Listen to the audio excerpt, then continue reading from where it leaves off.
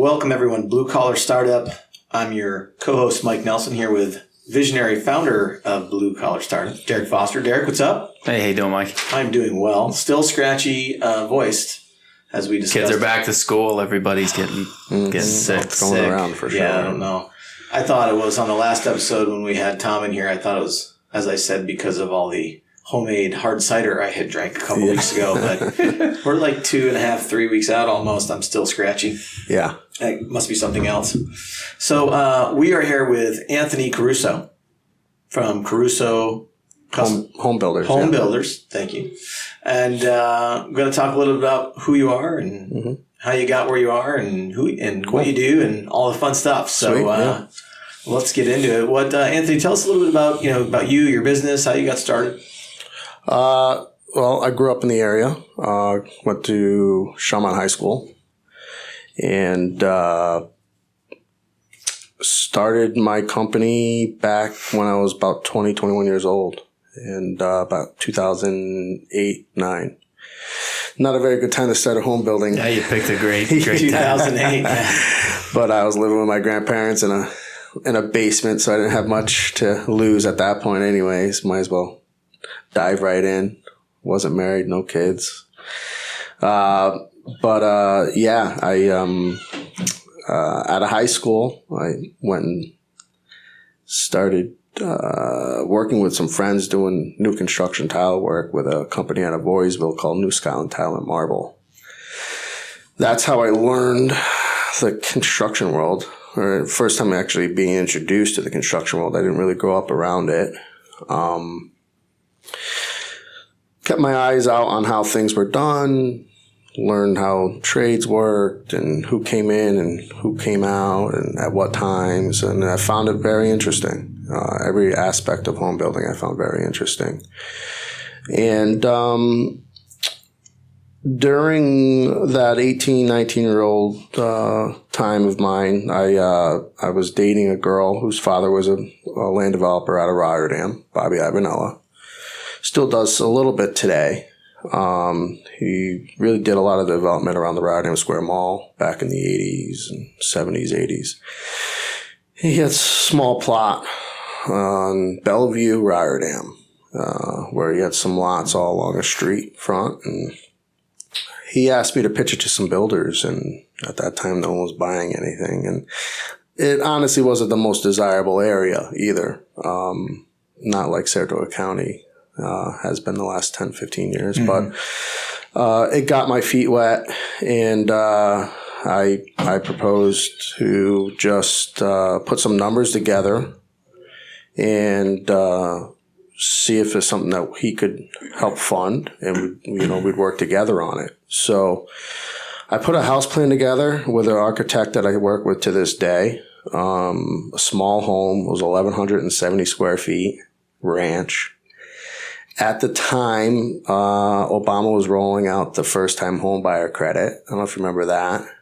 So it was kind of good timing for like $170,000 new construction home because people were getting like, I think it was like $8,000 back for first-time home buyers. So they were getting a new home for almost $160,000 at the time. That's changed since COVID. Can't beat that deal. Never, you can barely get a house frame for that now. But I showed him the numbers. I said, "Look, this is what I think we can do this for. This is what I think we could sell them for." He said, "All right, I'll get things set up. Let's go for it." So he taught me quite a bit. He kind of threw me in the ring. I didn't know what the hell I was doing, but I put the water main in with him and another guy. I did the sewer, all the services, really learned every aspect from in the ground out. And really asked a lot of questions with subcontractors and things like that. And really, learned off of them throughout the entire process. And to this day, I'm still learning in many ways. But that is the story from the very beginning. That's awesome. What were you doing before? So, like, I was just getting out of high school. I was working for an uncle filling vending machines who owned a vending machine company. Okay. And I remember I was explaining to him I didn't really know what the hell I wanted to do outside of high school. Didn't know what I'd go to college for. Mm-hmm. In fact, I almost dropped out of high school. And I had a teacher's aide come meet me right before school started that summer and kind of gave me a pep talk to finish off high school. Which I'm glad he did. I'm glad I did get at least my high school diploma. And when I was, doing stuff with my uncle, he even mentioned, like, go learn a trade. At the very least, you have something. You don't like it, you don't like it. If you do tend to like it and find another area that you enjoy, at least you learned a trade. You'll always live with that. And I'm glad I did do that. And I'm glad I learned the tile trade because it taught me a lot of things that I do to this day. Building a home. So, just so I got it. So you graduate high school, 18, go to work at the tile place. How old were you when you went there? I was 18. 18. Okay. Yeah, so not long after high school. About 3 years, roughly 2.5 years. Okay.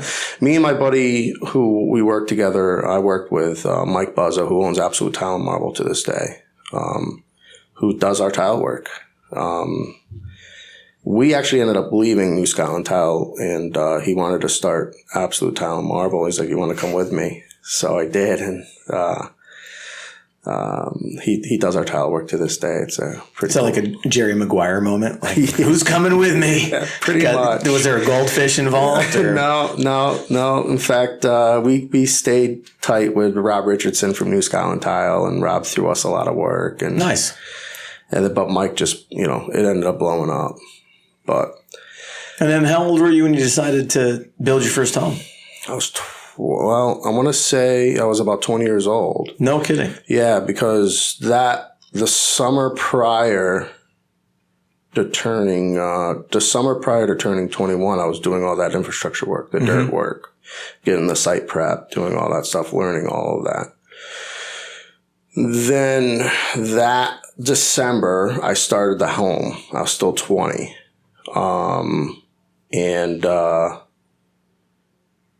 I built it through the winter, and I want to say, I think it was about April, May. It had the house completed, and we put it on the market. I was working with Tom Marks at the time with Caldwell Banker. And that first open house, we sold that house, and we had another person come in that wanted the home, but we had already signed kind of like an LOI with the person that originally came in before them. And they said, well, I want the same house right next door. So I ended up selling 2 houses that same weekend.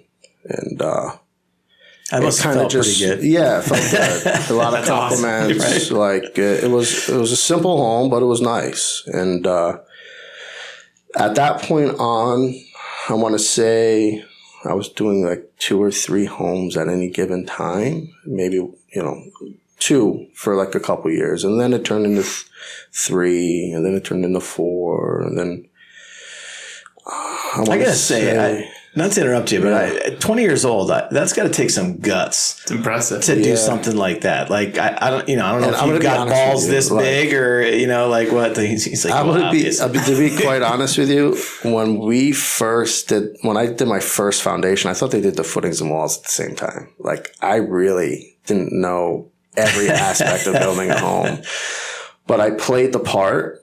I asked a lot of questions, and I kind of leaned on the subs in terms of like heading in the right direction, and it worked out.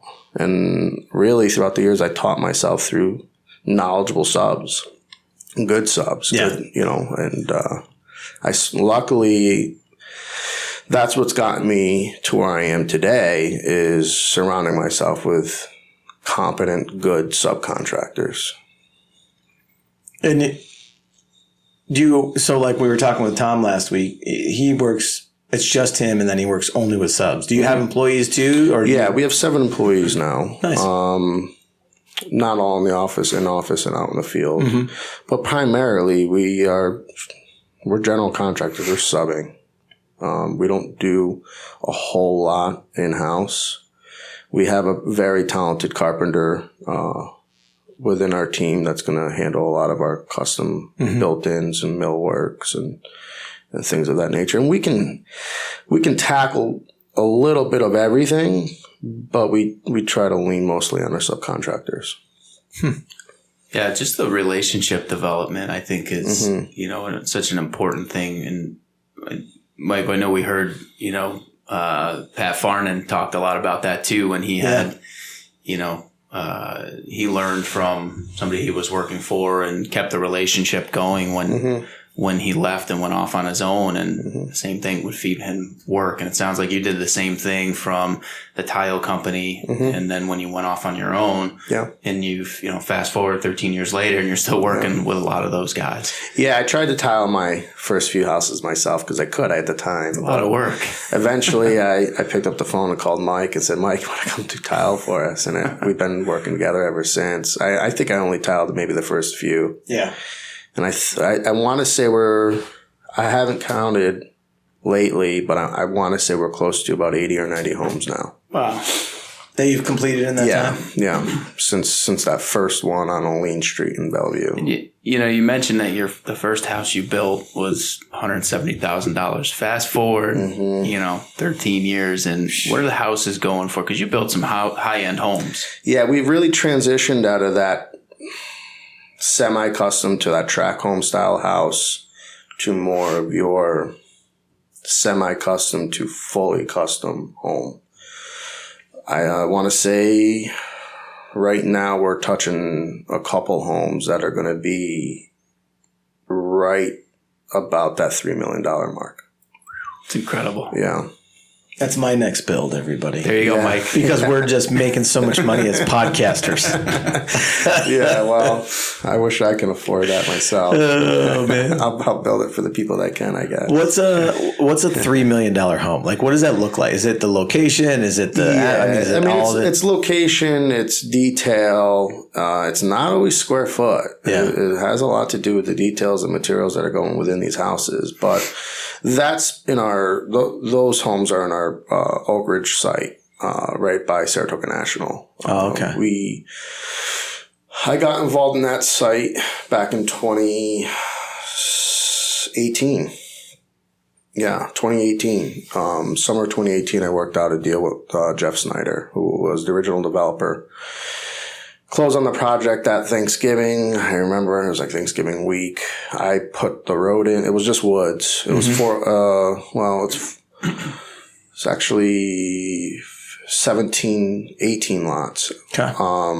I have 14 of them. A few of them were paper lots from people that were already living in the neighborhood that obtained them before I came along.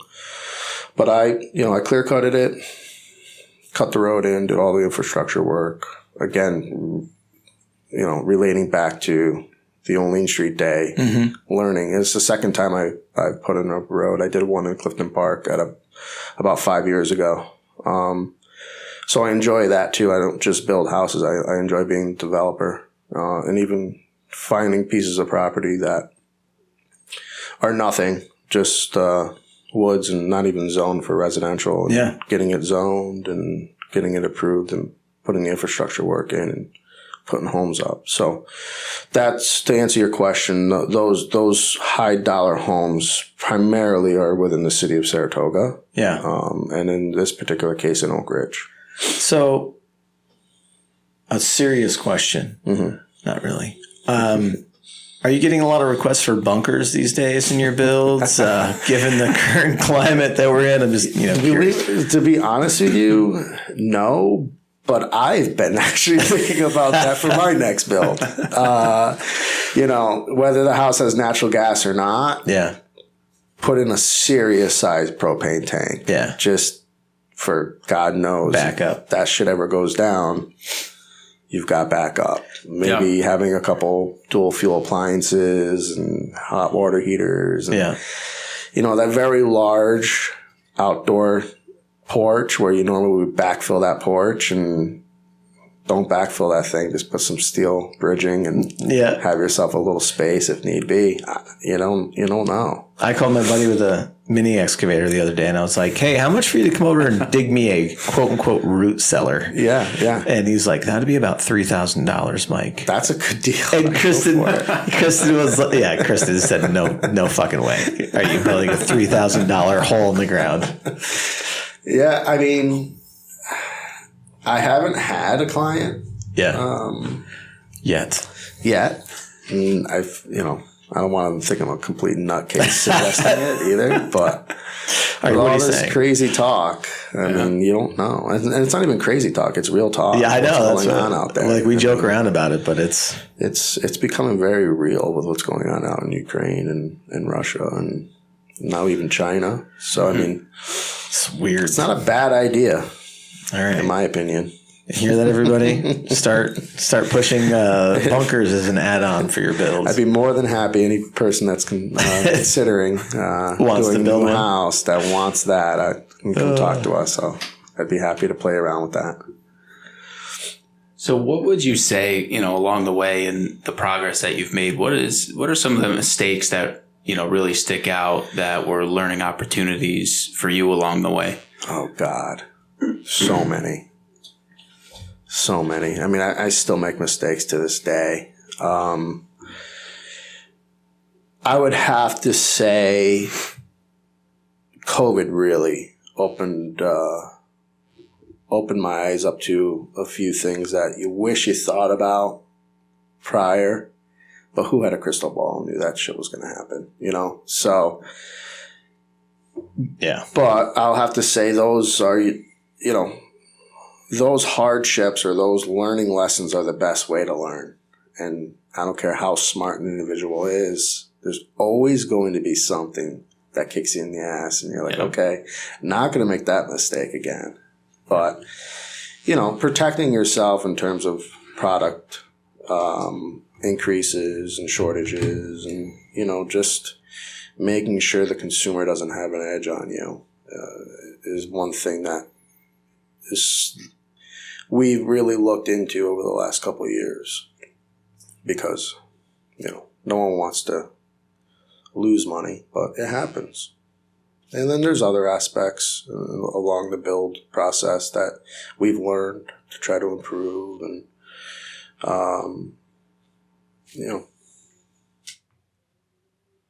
but that's one thing that comes to mind the most. That sounds much better. There's a lot less feedback. Yeah, for some reason there's feedback coming through my mic, and that's what I'm trying to figure out. Sorry, everyone.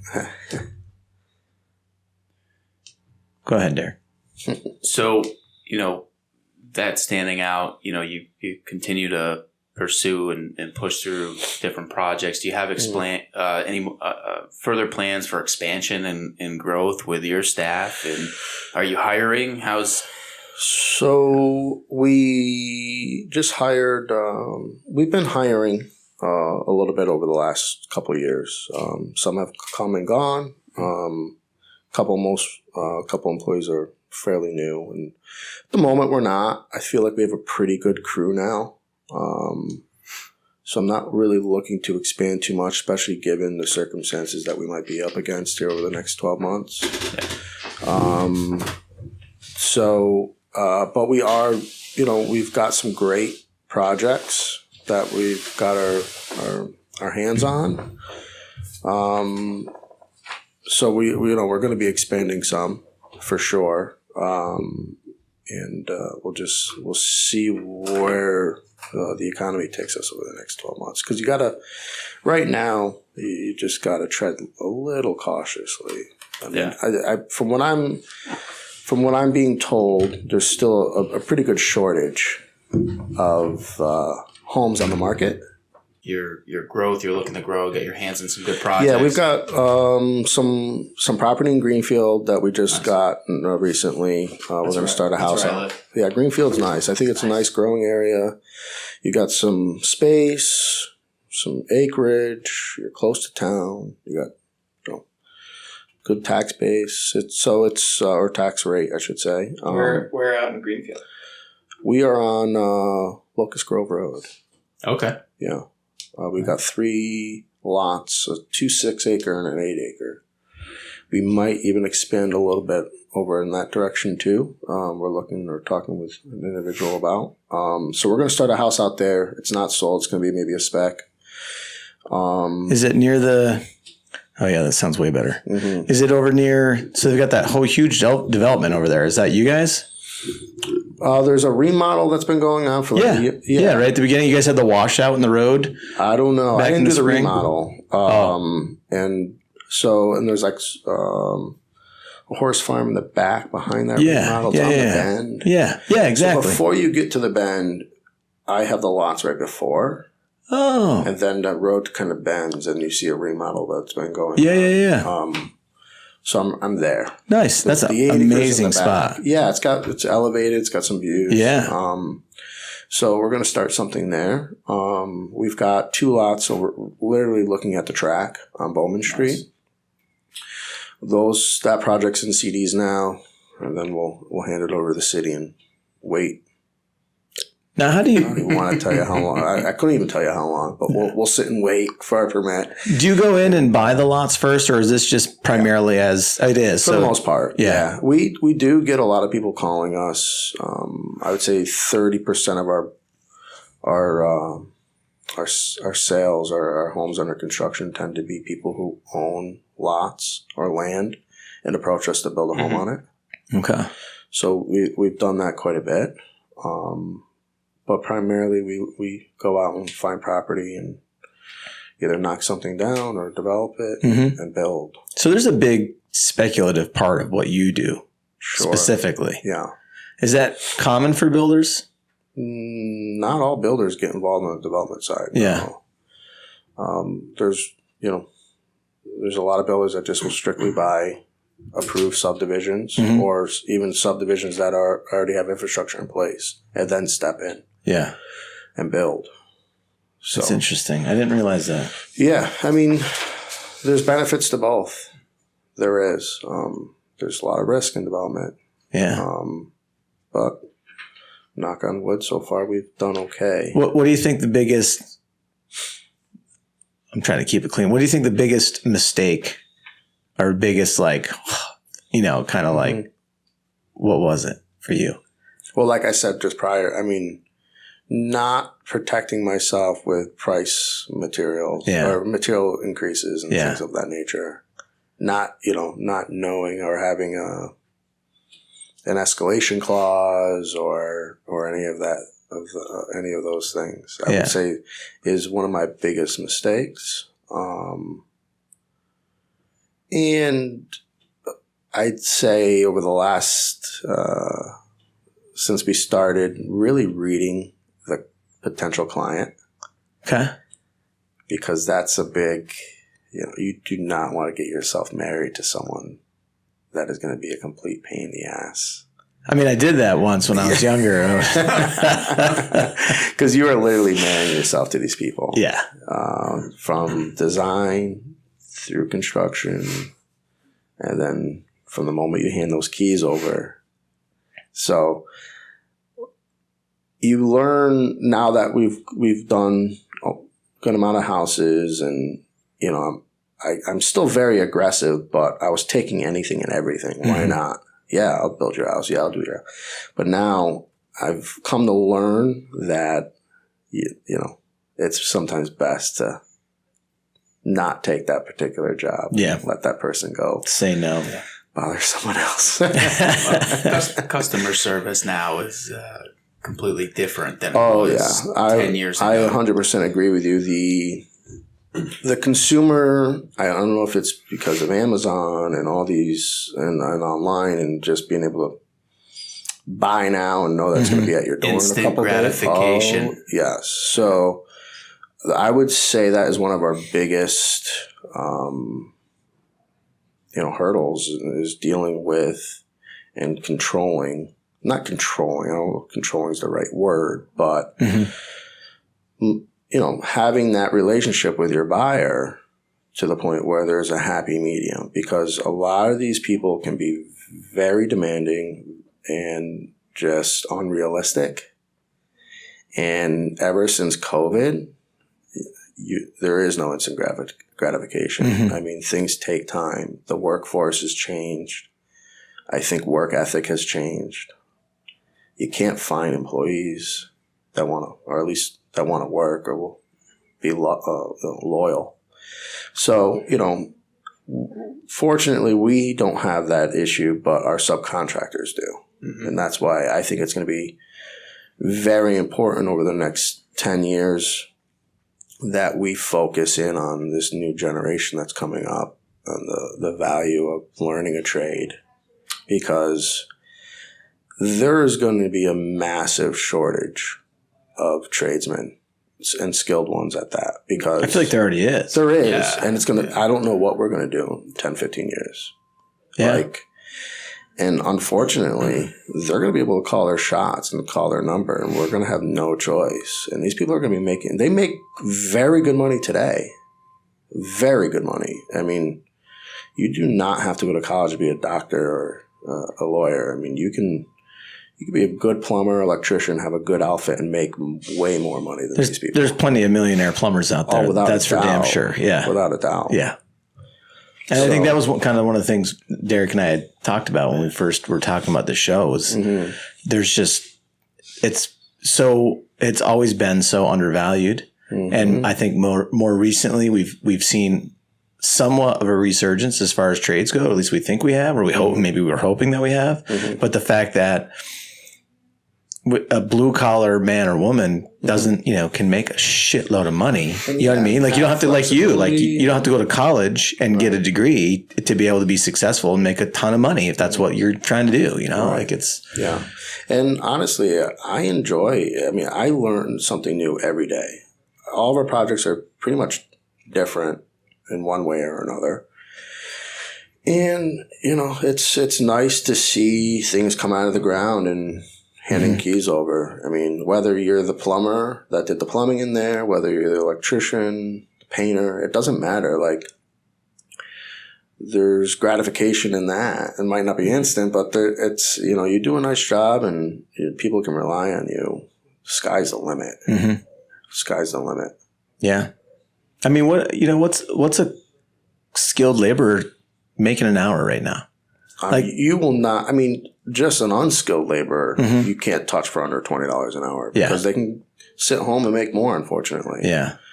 So, a skilled laborer, I would assume is anywhere between $25 and $30 an hour right now. Yeah. Well, I got a buddy that works for a local builder and he's making like $35 an hour, Yeah. And he's good. Yeah. He's decent. Yeah. Sorry about the yelling in the background, everybody.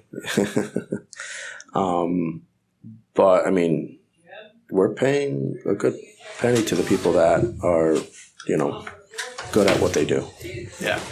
Yeah. It's, what would you say, I guess, my next question, what's the average age of a lot of the people that you're seeing as subcontractors, employees, and some of your employees on sites now? So, to be honest with you, some of the best subcontractors that we have are in their 50s, 40s and 50s. We have a few. It's those Gen Xers, man. Yeah. We're tough. Yeah. It's just, and, we have I have a few guys of my age that I can rely on that, like my buddy Mike Buzzo. He has runs a very good business. But it's not too common. It's not too common. That's why I think we need to try to do what we can to, educate and get this next round of. Yeah, and encourage people to get into the trades, for sure. Yeah. I know, I always joke around, I'm like, man, I really hope my kids go into trades and don't want to go to college. Yeah. Spend it, because look at the... I'm not going to, I have 2 kids and 2 boys, and I'm not going to push that on them. I'm going to let them figure it out and try to guide them the best I can. But I remember as a kid, I had a lot of friends, parents that were like, you're going to do that. You're going to college. Yeah. And they're like, I don't know what the hell I want to do. Well, still. They closed their eyes and pointed at something on the list. Okay, that's what I guess I'll go for. And they went for the party and came out in debt. And I don't think I have one friend that went to college and are doing what they went to college for.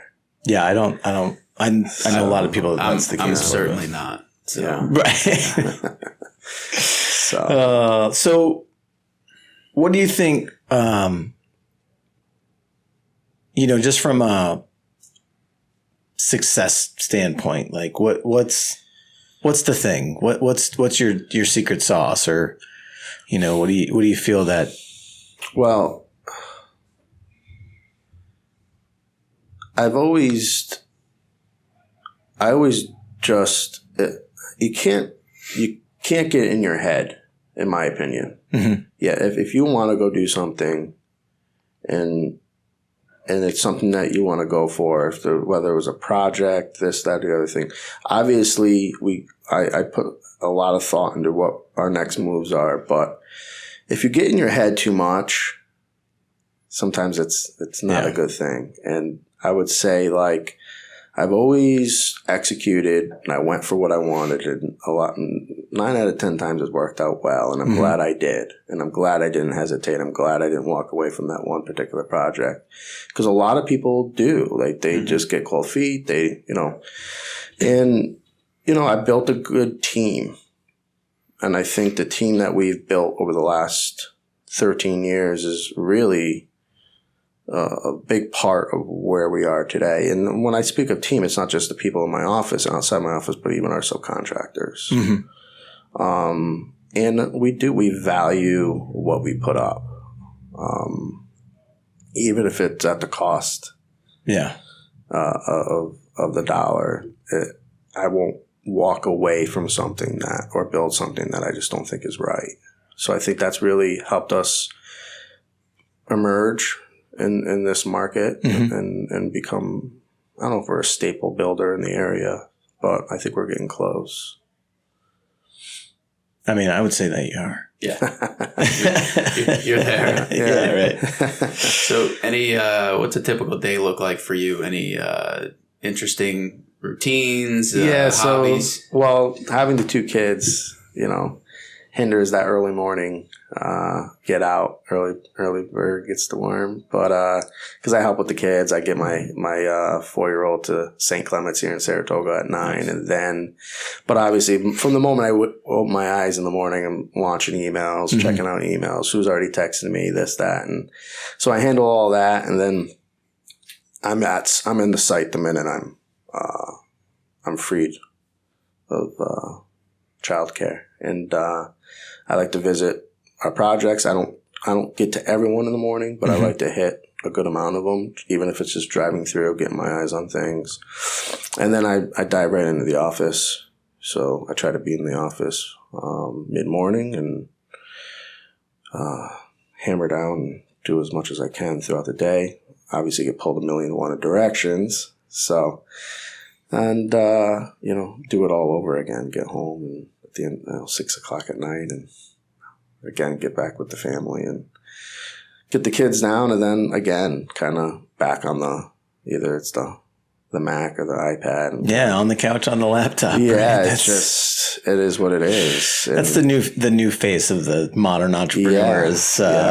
It's 11 p.m. You're on your laptop on your couch. Yeah. You've got some stupid show that you're not watching, but watching in the background. You know what I mean? Like we're all doing the same thing. It's hilarious. Yeah. Yeah. I mean, it's the nature of the beast, and we're, until we can grow the team to a certain point where, I don't have to.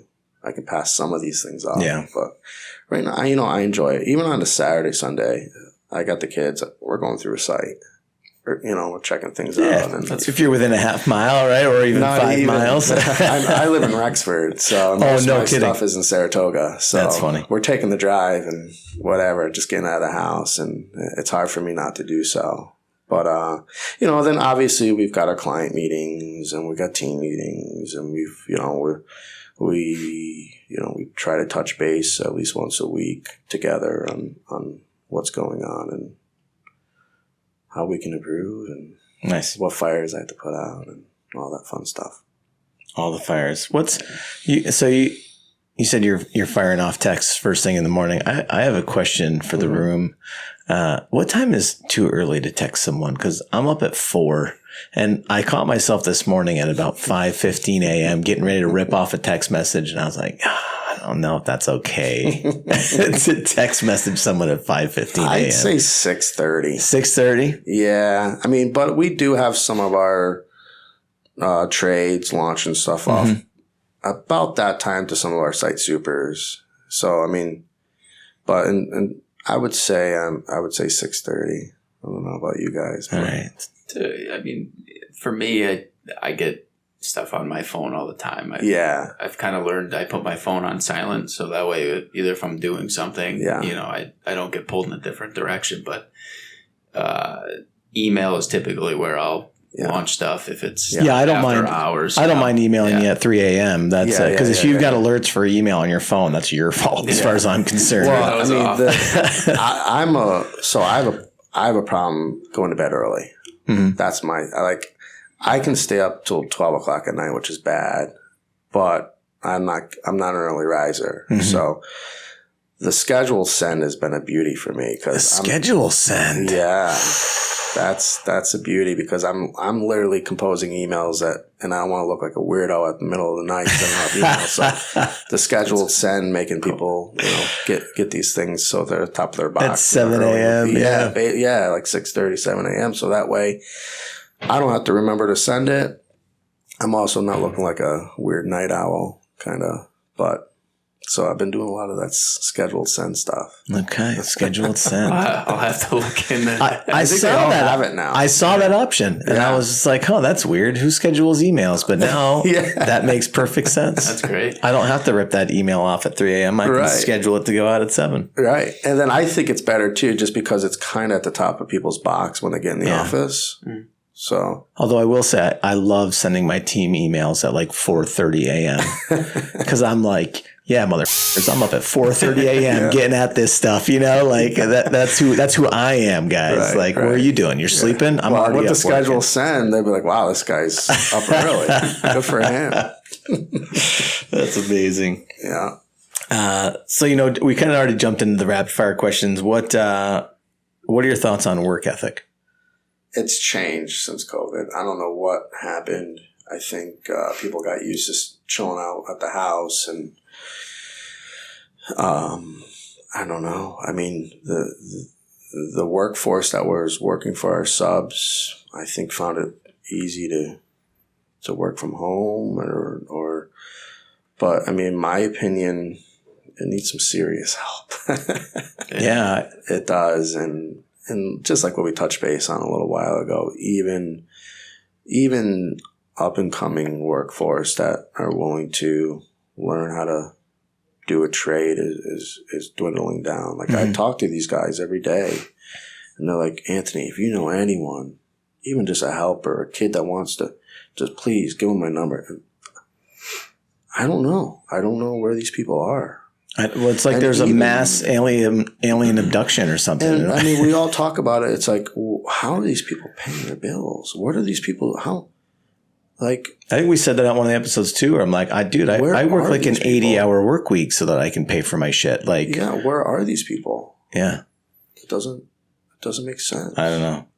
I mean, are we still handing money out every month like we were? There was COVID? Just another. I mean, there's always been unemployment and people getting around being able to stay on unemployment, but working the system, so to speak. But there was that plus, and I thought that. Well, I know for a while people were getting like $600 to $1,000 a week on unemployment. It was like we're making $50,000 a year on unemployment. Like, I guess I'd freaking sit on the couch too and play video games. And that was the problem, but I don't know what they're doing today. Well, I mean, your story going from a 20-year-old building your first house, $170,000 house, and now building $3 million homes. And we've heard every single person that we've had on the show. It's been the same advice: just work hard. And I mean, if you just get up, work hard, it doesn't matter what you do. Right. You can be successful and have a good career and build something. Yeah. I mean, you gotta love what you're doing to a certain extent. I mean, we all have other hobbies that we would argue that we'd rather be doing, but I mean, if you put the hard work in, there's going to be tough times. Believe me, there is, but you just gotta stay positive. You've got to keep grinding and just keep working towards that goal. Speaking of goals, you do any kind of like planning, goal setting, any stuff like that for your business? Sure we do. Yeah. What's it look like for you? So we'd like to, I don't know if it will ever be that 50 to 100 home a year builder. I don't foresee that. I'd like to stay on track with what we're doing in terms of custom homes and semi-custom homes. Scale it to, right now we're doing, what are we doing, 14 homes. We still have about another 4 or 5 to get in the ground.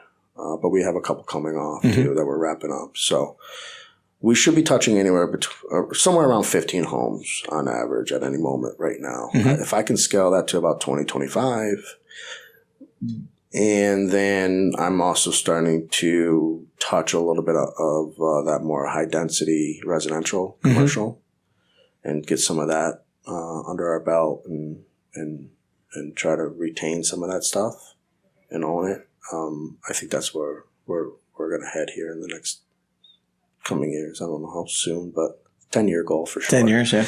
Yeah, we got property off of Exit 12, 18 acres I purchased not too long ago that we're going to try to get some apartments on. Nice.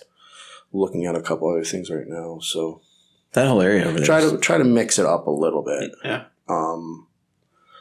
But yeah, and just improve our operations now, because I'm not going to lie, we can always have room for improvement. So that's our focus right now, is improving what we're doing. How can we improve ourselves, our business? COVID didn't help. It kind of pushed us back a little bit. Yes, we got quite a bit of sales, but it was a learning curve. So we'll pick stuff back up and keep forging ahead and learn and yeah. Nice.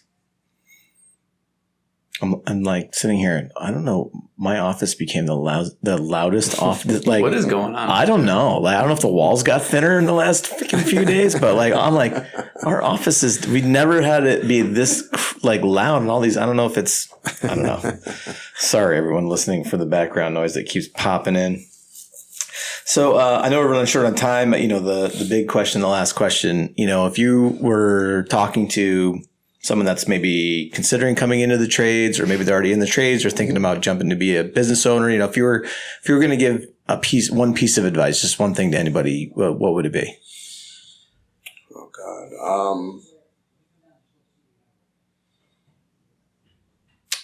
I would say to that person, surround yourself with a good team, try to keep your overhead low, and do your best to turn up whatever product it is that you're touching or you're doing. Do your best to just be the best at it and just keep grinding. Like, just don't give up. Nice. If people want to get in touch with you, Anthony, how do they do that? They can email me.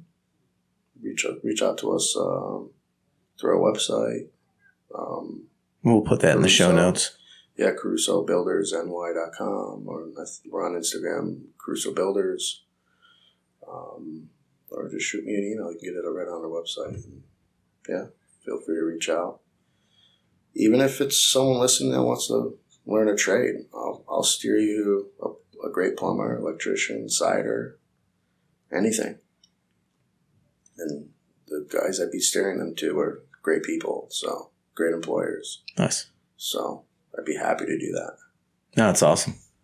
Well, thanks for taking the time and joining us here. Yeah, and we're going to definitely work on being better at podcasting because of all the background noise. Well, it seems like you got a good team, right? Yeah, we do definitely have a good team. Everybody, thanks for listening.